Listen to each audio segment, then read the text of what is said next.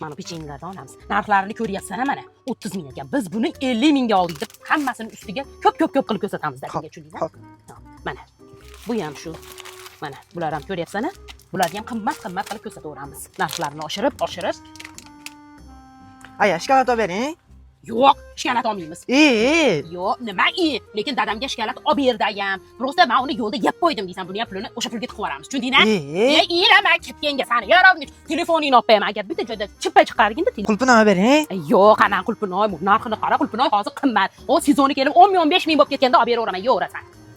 Mana bulardan ham olib narxlarni oshirib aytamiz, tushundingmi? Men o'zim qo'shib aytaman. Ha deb kallanglikilab tursang bo'ldi, gapirib qo'yma. Dading ovqatga tejamaydi, lekin meni kosmetikamga tejaydi. Shunaqa kosmetika oldirib olmasam o'zimga oldirarman keyin. Mana kalbasani ham sal prostoyroqini olaveramiz, bari odam farqiga bormaydi, yo'radi. Qimmatga oldik deysiz, yaxshisini olib qo'yamiz. Hech ham bir 2 millionlik bozorga o'xshamayapti-da bu boru. Mayli, qara to'xta. Bunday deysan.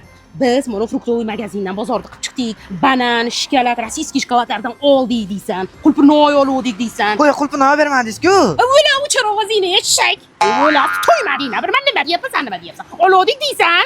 Keyin yo'limizdan to'liq o'g'rilar chiqib bizni o'rab olishdi deysan. Tushundingmi? Dadam o'g'irlar sizni urib qo'yganiga ishonmaydi. Siz o'g'irlar urtashingiz-ku. Ular ko'pchiligida ham kuchi yetmadi, keyin yana bozorda qutqarib qoldi deysan. Shunaqa qilib dadingdan pulni hozir bir narsa qilib olmasang bo'lmaydi, men kosmetika olib olay o'zimga. Shunaqa, sana bir yo'q, qayerga shashlik olib beraman.